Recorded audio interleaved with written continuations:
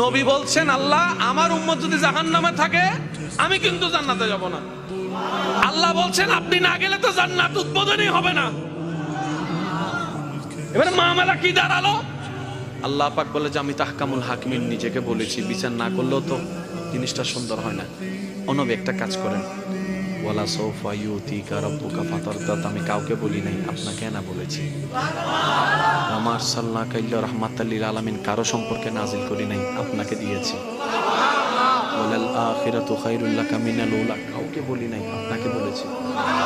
আর আমি আল্লাহ ভালো করে জানি আপনি হচ্ছেন উম্মতের দরদী নবী। আপনি নিজের জন্য কাঁদেন নাই, সন্তানের জন্য কাঁদেন নাই, পরিবারের জন্য কাঁদেন নাই, নাতির জন্য কাঁদেন নাই, যত কেঁদেছেন জীবনে সবকিছু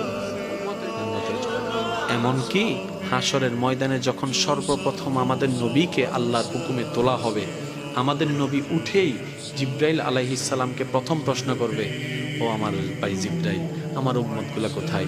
আইনা উম্মতি, আইনা উম্মতি, আমার উম্মত কোথায়, আমার উম্মত কোথায়, আমার উম্মত কোথায়? আমি উঠার আগেই নাকি আমার উম্মতকে জাহান্নামে দিয়ে দিয়েছো নাকি? কোনো আমার উম্মত কোনো জাহান্নামে চলে গেছে নাকি? জিব্রাইল বলবে, ইয়া রাসূলুল্লাহ, প্রথমেই আপনাকে তোলা হয়েছে, এখন আর কাউকে তোলা হয় নাই, প্রথমেই আপনি উঠেছেন। আমার নবী বলবে, আমার উম্মতগুলা কোথায়? জিব্রাইল বলবে, ইয়া রাসূলুল্লাহ, এখনো তারা উঠে নাই, উঠবে একটু পরে। নবী দৌড়াই চলে যাবে আল্লাহর রহমতের দরবারের দিকে। সিজদায় যে পড়বে একটাই কথা থাকবে, রব্বি হাবলি উম্মতি, রব্বি হাবলি উম্মতি। একটু মনোযোগ চাইবো আমি আশিকদের, রব্বি হাবলি উম্মতি, ও আল্লাহ আমার উম্মতগুলাকে আমাকে দিয়ে দাও। তো উম্মতের লিস্টের ভিতরে তো আবু বকর সিদ্দিকের নামও আছে, উম্মতের লিস্টের ভিতরে তো ফারুকে আজমের নামও আছে, উম্মতের লিস্টের ভিতরে তো সাহাবায়ে কেরাম আজমাইনের নাম আছে, উম্মতের লিস্টের ভিতরে তো আহলে বাইতের নাম আছে, উম্মতের লিস্টের ভিতরে তো তাবি, তবে তাবি আল্লাহর ওলিদের জান্নাতীদের নাম আছে।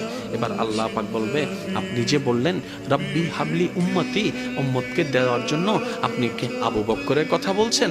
নবী বলে যে না, আমার আবু বকরকে নিয়ে চিন্তা নাই, আমার ফারুককে নিয়ে চিন্তা নাই, আমার ওসমানকে নিয়ে চিন্তা নাই, আমার আলীকে নিয়ে চিন্তা নাই। ও আল্লাহ, আমার উম্মতের ভিতরে যারা জাহান্নামের অধিবাসী হবে ওই উম্মতগুলোকে আমাকে দিয়ে দাও। আল্লাহ বিচারক হয়ে বিচারক করবেন, জাহান্নামীকে জাহান্নামী দিয়ে দিবেন। আহকামুল হাকিমের দায়িত্ব শেষ। এবার নবীকে আল্লাহ সিজদায় যাওয়ার অনুমতি দিয়ে সুপারিশ করাবেন। নবীর সুপারিশ কবুল করতে করতে নবীর উম্মতকে, আল্লাহর বান্দাদেরকে জাহান্নামী থেকে জান্নাতি করে দিবেন।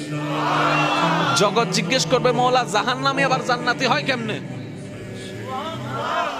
ফেল কখনো পাস হয় না, পাস কখনো ফেল হয় না, কথা বলেন না। দিন কখনো রাত হয় না, রাত কখনো দিন হয় না, জাহান্নামী কখনো জান্নাতি হয় না। আল্লাহ তুমি যে জাহান্নামী দিলা এটা সঠিক, আহকামুল হাকিমিন বিচারক হয়ে দিছিল। আর জান্নাত পাইলো কেমনে? কই তোরা কি পড়ছ নাই সূরা ফাতিহা 3 নম্বর লাইন, মালিক ইয়াউমিদ্দিন, আমি মালিকও, আমি বিচারকও, আমি মালিকও। বিচারক হয়ে বিচার করেছি, যার যতটুকু প্রাপ্য তাকে সেটা দিয়েছি, বিচার শেষ। এবার মালিক হয়ে, রহমানুর রহিম হয়ে দয়া করে জাহান্নামী থেকে জান্নাতি বানিয়ে দিয়েছি। আল্লাহ আমাদেরকে সে নিয়ামত অর্জন করার তৌফিক দান।